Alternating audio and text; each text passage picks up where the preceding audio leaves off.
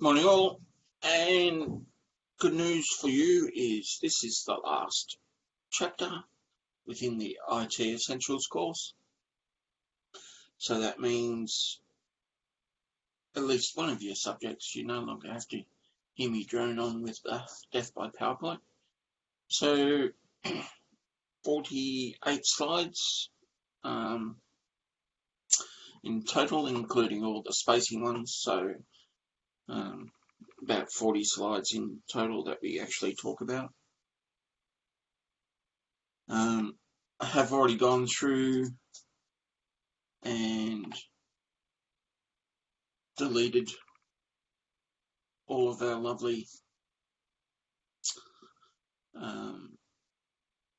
this is a demonstration slides and lab slides, so you can work your way through those when you read the chapter. Now this one is a little bit different to all the other chapters. This one we're actually talking about how you should interact at work, as in how to communicate in a professional way, how some documentation has to be kept, and there's a little bit of legalese and ethical considerations, which, you know, compared to our ethics module, not much there, but yeah. And call center technicians' responsibilities. We do a bit of scripting. So basically it just explains what scripting is. I do believe there's a lab for creating a script. Okay, so communication skills. You know, there is a direct, and I hope you've realized this by now, direct relationship between how we can communicate with our clients and troubleshooting. So troubleshooting a client's machine requires us to get the client to relax and be guided by our questioning so that we can determine what the source of the problem is before we can fix it. Now, every chapter's had the first two sections of the troubleshooting guide was, you know, our communication skills, so hopefully that's not a surprise to anybody. Also, you're the face of the company, so you need to behave in a professional manner. So this means your tone of voice and mannerisms while you're talking to the client reflect the business. So we need to be polite, we need to be patient, otherwise we could lose our jobs effectively. The technician has to be able to take, sadly, a little bit of crap, and we've got to take it on the chin and smile. Okay?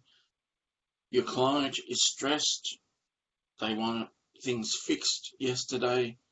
It's your job to try to calm them down and get the information that you need to get out of them so you can actually get. Okay, so one of the things you need to do is be able to communicate effectively with your customer, and by this you need to be able to, you know, communicate, and one of the things you need to do is ask what their preferred name is, so that you know, some people will insist on being called Mr. or Mrs. Jones. other people's will be taken, the name's Fred, things like that. So just be polite and ask them how to relate to them, and talk to them about what's going on.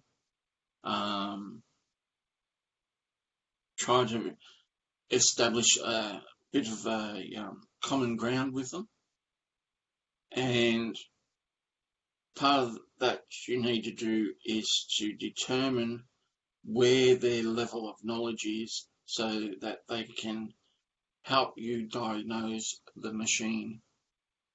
Okay, so if a person doesn't know anything about the equipment, you've got to use very basic terms, no jargon, just straight English, and describe what you need them to do or what you need them to provide you with. Because if you use jargon, they're not going to understand it, and it brings up a barrier. We need to listen to what they actually say, and please do not interrupt the customer while they're talking. Wait until they've finished their chain of thought. And one of the things you can do is to summarize what they're saying so that both yourself and the client have a clear understanding of how you've interpreted what they've been telling you. Now, I'm not going to go over the open-ended questions and all of that again, because we know that's part of the common thing. As I said earlier, the customer can be stressed. It could be costing them a lot of money if it's a business environment.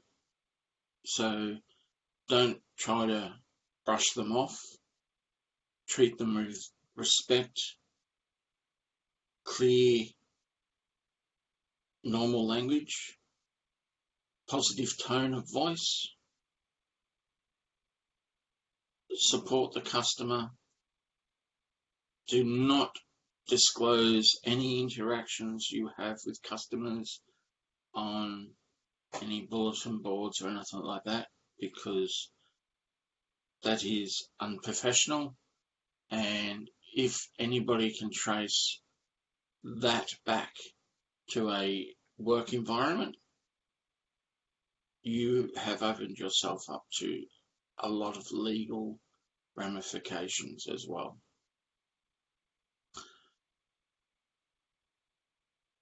It's very annoying for customers and your bosses if you're interacting with a customer at work and you interrupt that interaction to take a personal call or any other call. Really, you need to dedicate your time to that customer and try to avoid putting them on hold or things like that if you can.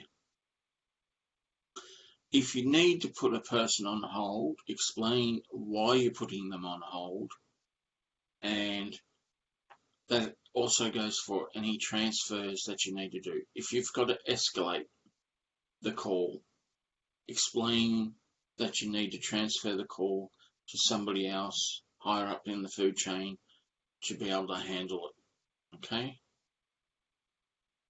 And try not to make any negative remarks about your colleagues to the customer if they've had an ongoing fault.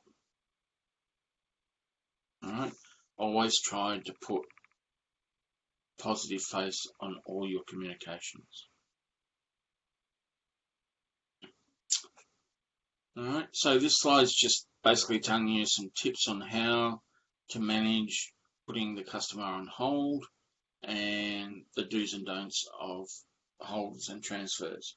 So basically, as basically said, talk to them, explain to them what you're doing, why you're putting them on hold, why you put transferring them. You know, don't interrupt them. Always explain why you're doing what you're doing, so that they feel that your focus is on them and that you're providing the best customer service that you can for them during this time. Alright, so that's using good language, listening and questioning so you can learn what their issues are and you can help them easier, and by giving them that constant explanation of what you're doing and why you need this information in a professional friendly manner, you will keep them engaged and help you solve the issues. Now, from a business perspective, as we've always said, we need to provide documentation of our interactions with our customers, and for troubleshooting we need to document the symptoms and so forth. So documentation can come in all sorts of shapes and sizes depending on the type of company you're working for. If you're programming, or flow charts, so make a decision, branch left or right, what's the input that got you there. Those sorts of decision making will help you resolve and reduce any confusion in your interactions with your clients. And one of the things that you need to do is make sure you are keeping the documentation up to the standards of your employer and any governing bodies that cover that industry. Okay, so that could be government legal requirements. In this case, with you, it's an educational training, so the documentation and that we've got to keep up track of certain documents, your assessments, explain what's going on, all that sort of stuff. So we've talked about policy documents and operational documents in other chapters and other units. So again, writing policies. Now, again, I'll stress that your job is not to create policies, yours is to implement what management requires. So if you're actually tasked with creating the document, you create the document in conjunction with management. Okay?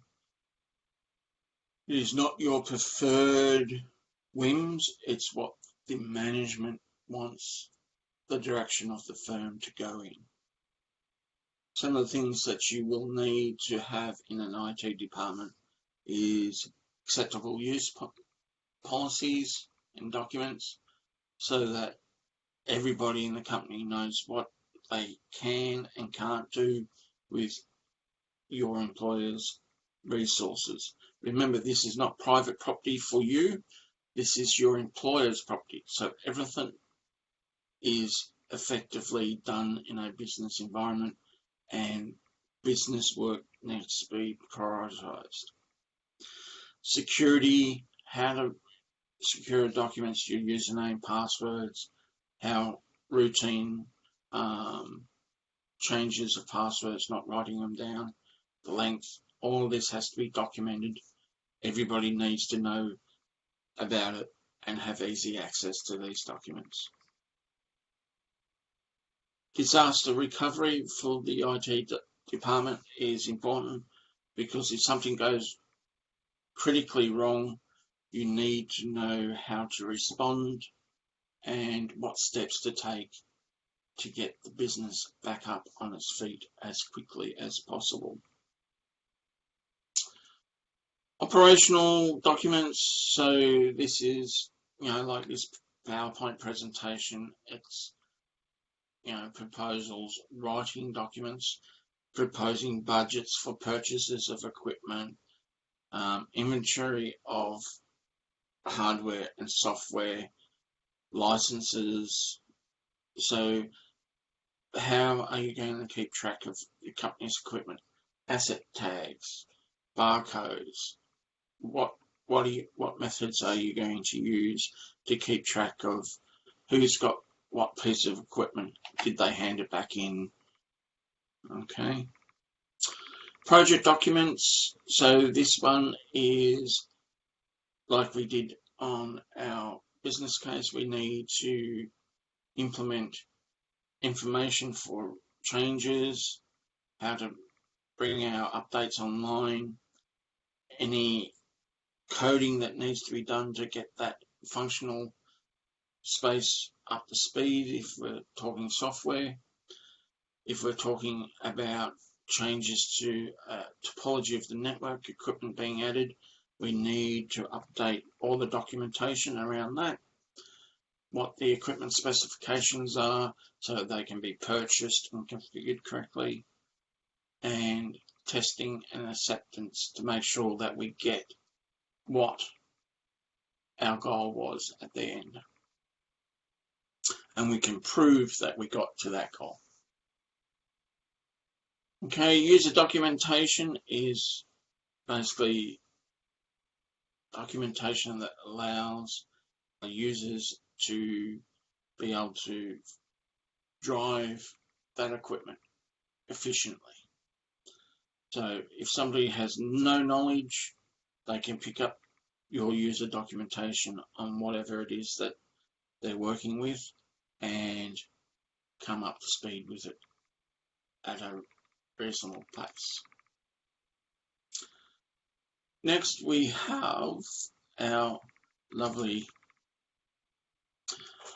requirements, compliance documents. Now, a lot of people tend to not do documentation in IT, which is very bad for us when we go to do audits and legal requirements if something goes wrong. So you need to keep proper records. Make it a thing in your day that you spend that required amount of time just finishing off the paperwork on the jobs as you do them. That way it gets done and you avoid the consequences of not having it. Some of the consequences of not having your documentation is huge fines for a business and potentially you. And I can quite easily say that as an employer, they would quickly terminate you if they got fined for your incompetence. Change control. Every business will have some form of change control mechanism. This is where you propose the change, when it's going to happen, what the outcome is, how long it's going to take, what happens if it goes wrong, so the risk, and back out or recovery if something goes wrong during that implementation. So that's the project description. Basically, this is the section where you explain to management what you want to do, when you're going to do it, what it's going to affect, and what the outcome of it's going to be. And here you also say, well, if we can't get it completed within the time frame, we'll have a recovery plan in place to make the business function as normal at the time we have designated. So the implementation plan is how the step-by-step requirements of actually implementing the project. You then document any steps that you did and document the end of the project. So provide the effective change documents, what it now looks like, your testing results, all that sort of thing needs to be done. Now, moving on to disaster recovery. Now, you cannot prevent all disasters. That's just not going to happen. But what you can do is put in place steps that minimize the risk of a disaster occurring by having backups, depending on the size of the organization. If it's using data centers, you'd have a primary and secondary data center with automatic fallover procedures, or depending on your budget, you might have just your backups and that recorded and stored off-site so that services can be restored from those backup tapes and business brought up to line in fairly quick order. It all comes down to the risk and the downtime that the upper management will allow you to be down on. To give you an example, I worked for one firm that almost lost everything. They actually had an on-site fire room where they kept all their backup tapes and important documents for the company. Now, the fire that tore through the building gutted the company totally. It even damaged some of the documents in the fire safes within the fire room. So we had 2 levels of fire protection in that room. We had the actual room fire protected, as well as the cabinets that things were stored in were fire rated as well on top of that. So it got hot. We were able to use the information that was stored within that room to rebuild the company in a new location afterwards. Now, if we didn't maintain that room and those backups, we would have lost all of our intellectual property, all our designs, everything. This is going back years and years ago. So it is very important to have backups and procedures for recovery. Preventing downtime and data loss. In today's environment, a very easy way of doing this is having remote storage in clouds. Microsoft OneDrive is a classic example. The college has just cut across to that.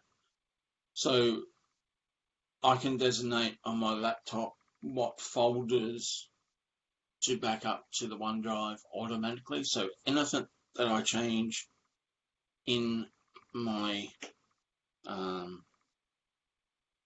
designated folders is automatically backed up to the cloud.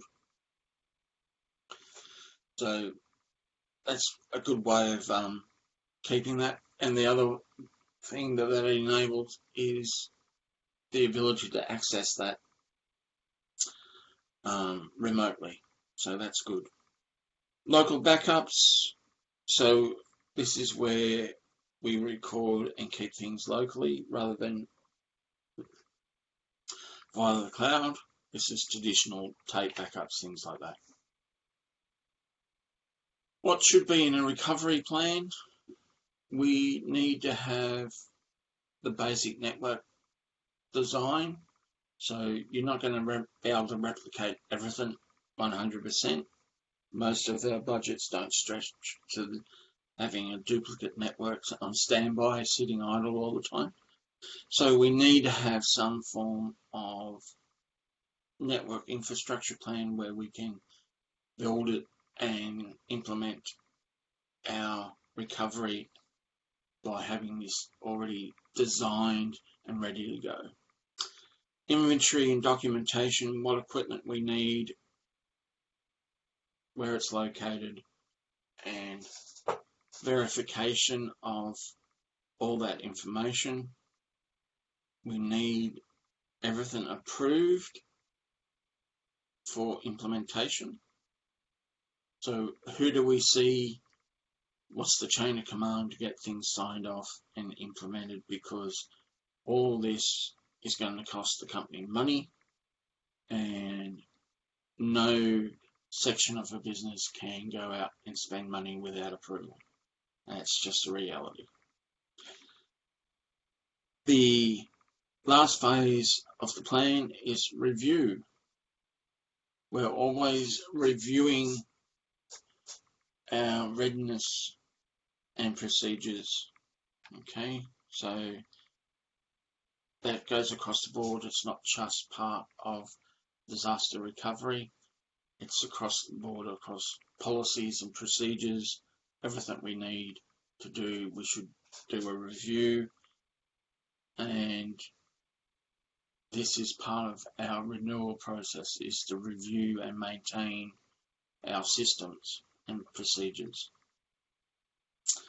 I won't bore you too much with ethical and legal sections because we did a whole unit on that, but just be aware that, again, when you're in IT, we have ethical and legal considerations to take into place. People have a right to privacy, so we have access to emails, phone lists, information. Now, a lot of it will be above our pay grade. Just because you can see it doesn't mean you should see it. So basically, everything that you can access, you need to access only the material that you need to access to get your job done. The rest of it, you don't need to know about. On the flip side of that, there is on the legal side, if you see material that is in breach of terms of use and is in breach of common law, and unfortunately our profession will come across this more times than not compared to any other department. There will be people doing the wrong thing and storing photos and videos and that on corporate infrastructure that is illegal. You have an ethical and legal responsibility to report that to the authorities.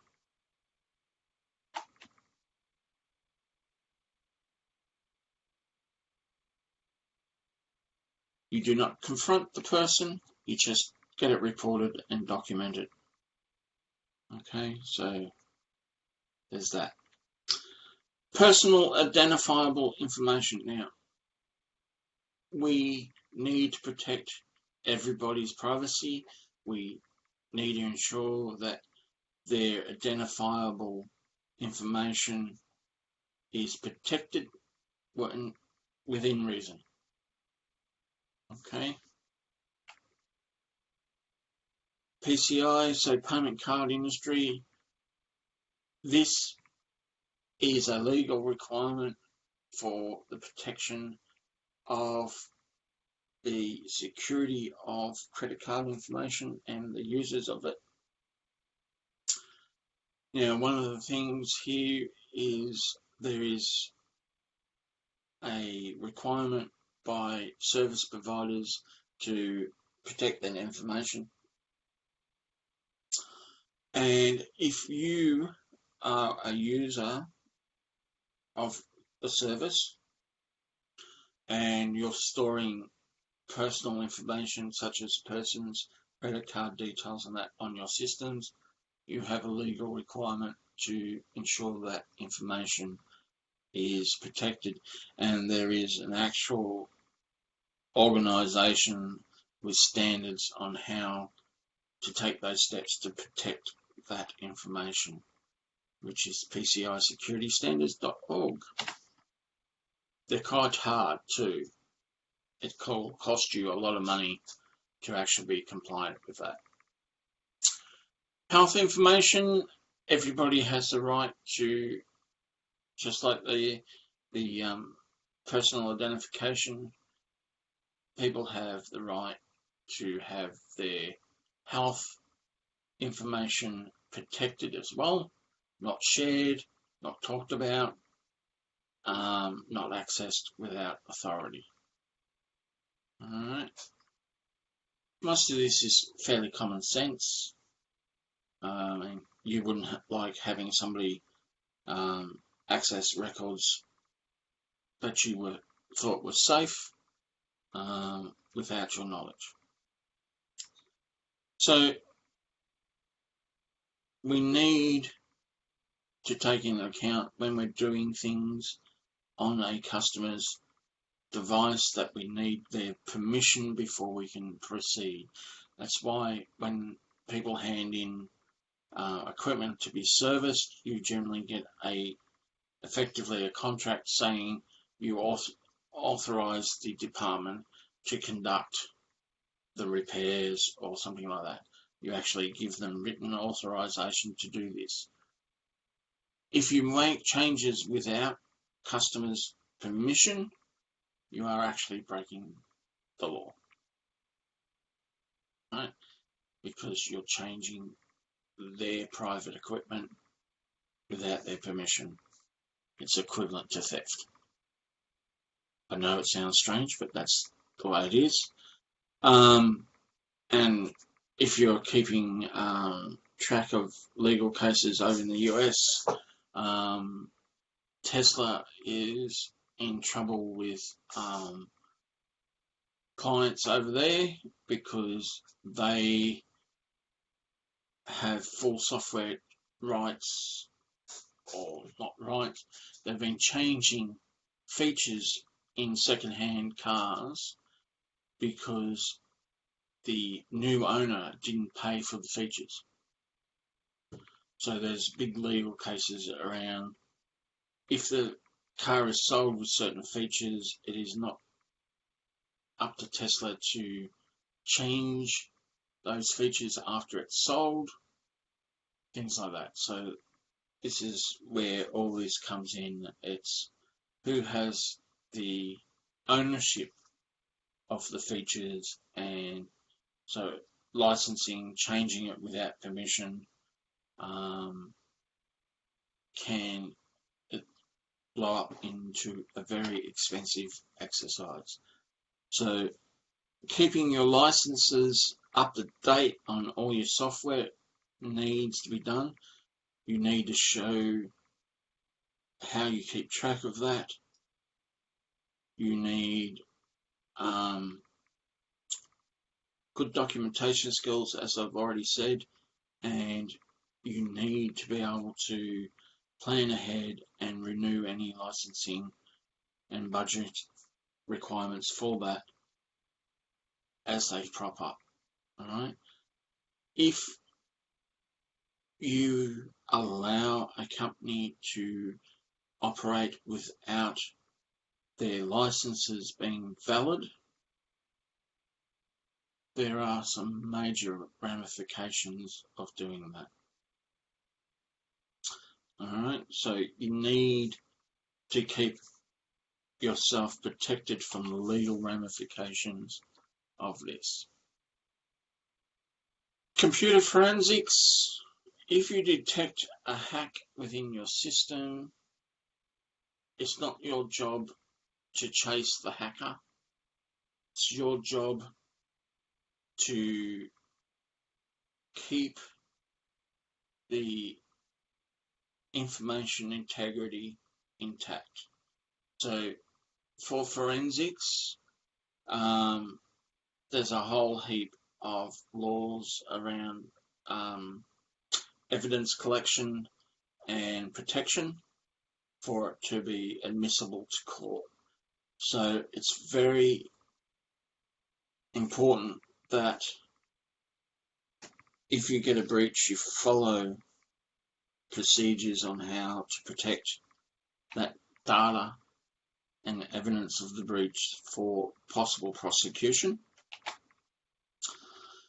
And there is so much information regarding this that we can't possibly cover it in one chapter in a couple of slides. But basically, we need persistent data be stored. Okay, volatile data is our RAM, cache, registries, stuff like that. So we need to take copies of all of that for it to be analysed. The trouble is, the act of copying it is a breach of the evidence rules. Work that one out. Alright, so cyber law is basically anything to do with IT in the broad spectrum. So this is to do with not just traditional hardware, software. This is about how the information that we transport and manipulate within our electronic devices relate to the legal system. So cyber law is what data needs to be collected as evidence, how it's to be collected, how it's to be stored, who can do it, and it's very complex. There's whole courses just on cybersecurity law and forensics. There's quite a lot in it. It's cyber forensics is a very specialist area, and you will need to spend a lot of time working towards those areas if that's an area that you are curious about. It is, I find it fascinating, but I do not have the need to pursue that line of evidence collection on that and detection. It's just too much knowledge is required to be able to do this field efficiently, because you need all your knowledge of your software as well as your hardware. It's quite a complex field, but for those that have got the right mindset, it is very, very rewarding. Okay, so first response is basically the procedure that is employed by people qualified to collect evidence. Administrative tasks, as I've said, any changes, things like that, can affect the forensic process. And this section here is very important. When you discover it, do not turn off the computer. Okay, do not shut down your network. You need to leave all this on so the registers and all this that are volatile can be analysed and documented by the correct people. Most organisations won't actually find out they've been breached until well after the fact, and people will shut things down. This is one of the reasons why cyber crimes are so hard to prove. So the first thing you need to do is document why the reason for accessing the computer or network was collected, the date and time, what was connected to the computer or network, the physical location of the equipment, what you found, what was the illegal material, what was the illegal activity that you witnessed, and what procedures you had executed within that device or network.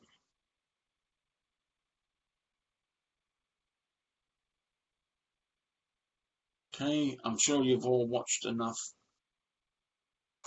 police shows and movies in your life to understand the concept of chain of custody.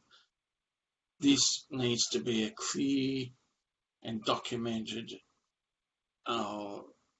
process of collection and handing down of evidence through the legal process for prosecution.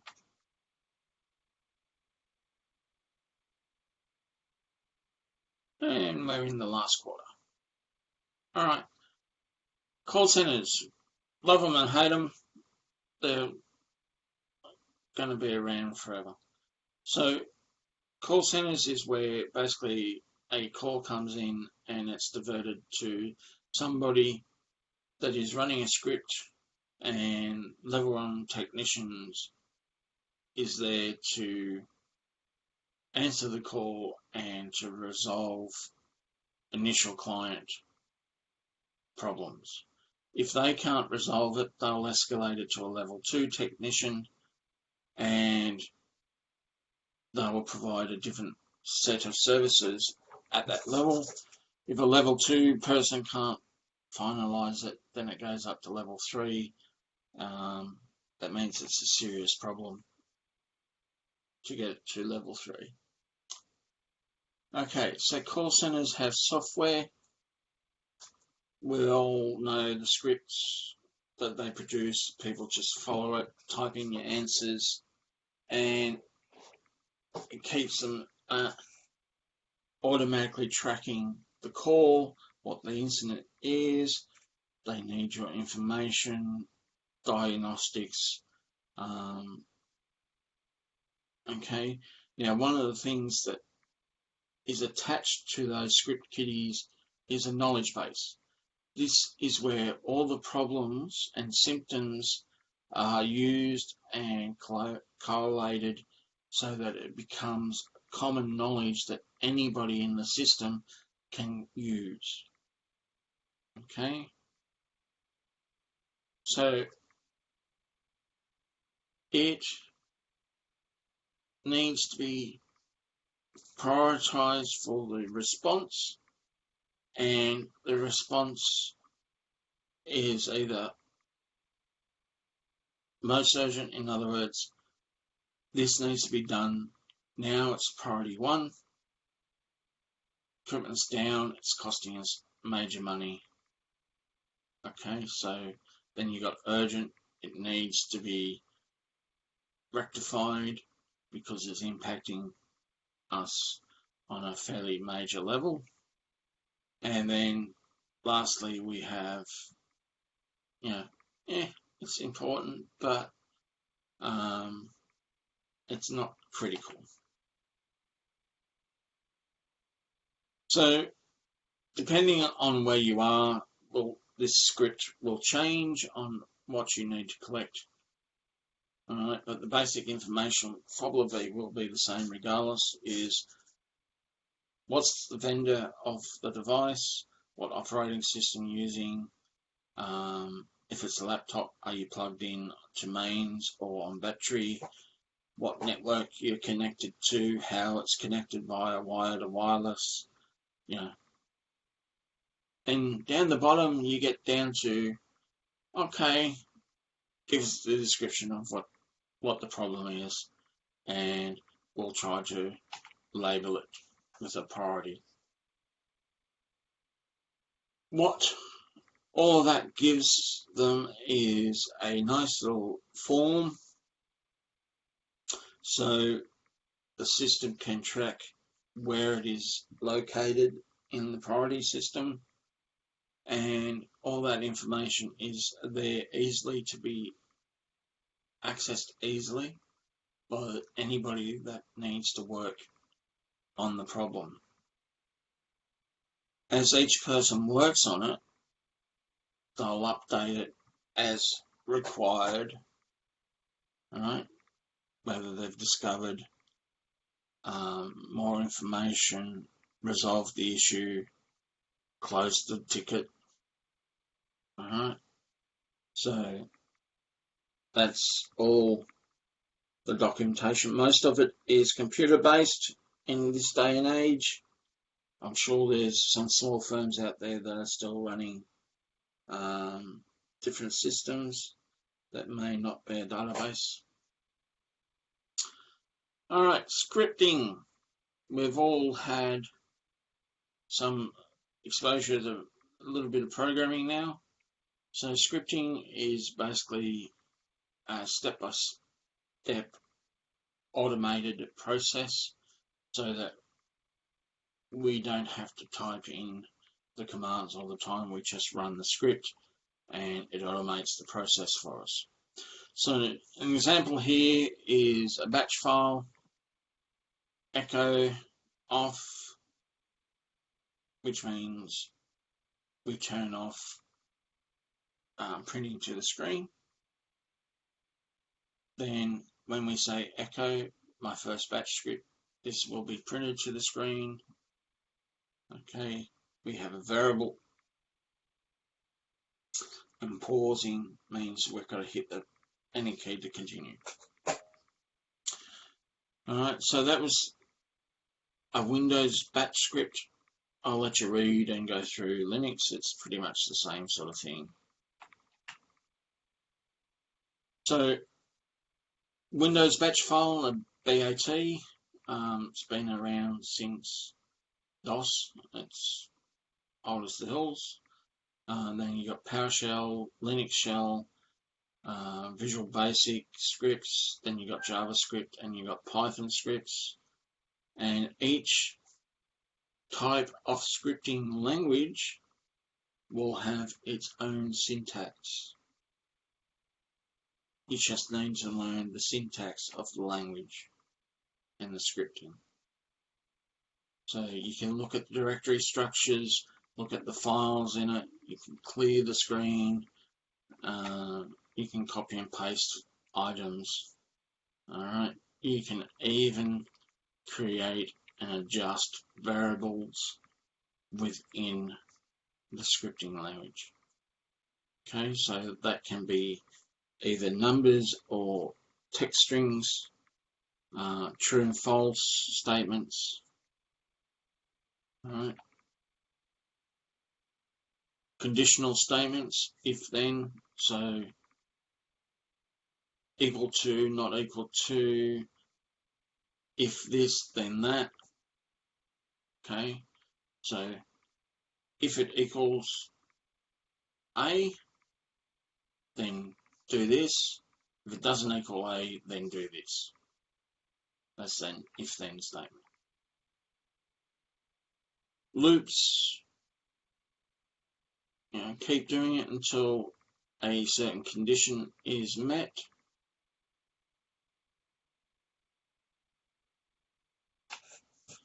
I'll let you explore scripting in more detail with Murad, because I know he's doing Python with you at the moment, which is going to be useful for those that continue on into the advanced diploma.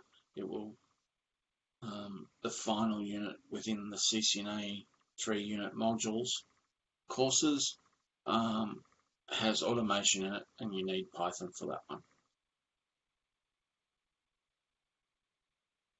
So we had a look at why communication skills is important to you as an IT professional. We need to be able to communicate with our customers and our users.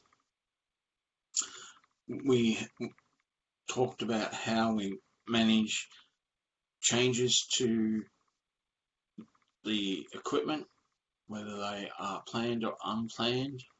So we looked at disasters and disaster recovery and the process there.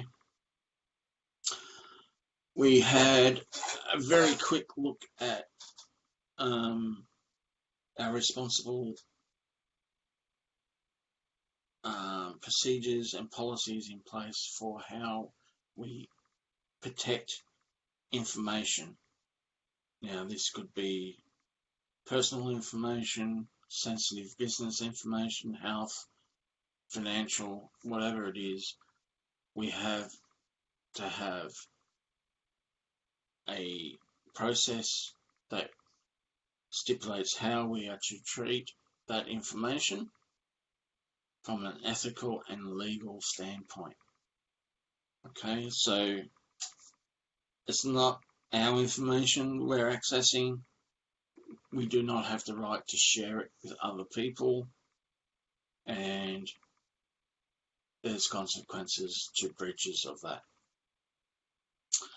Call centers and technicians' responsibilities, or what I'll say there as a recap is that will vary depending on the organization that you're working for, and just always work within the company's procedures and policies, and you'll do fine. So I'll end this one here,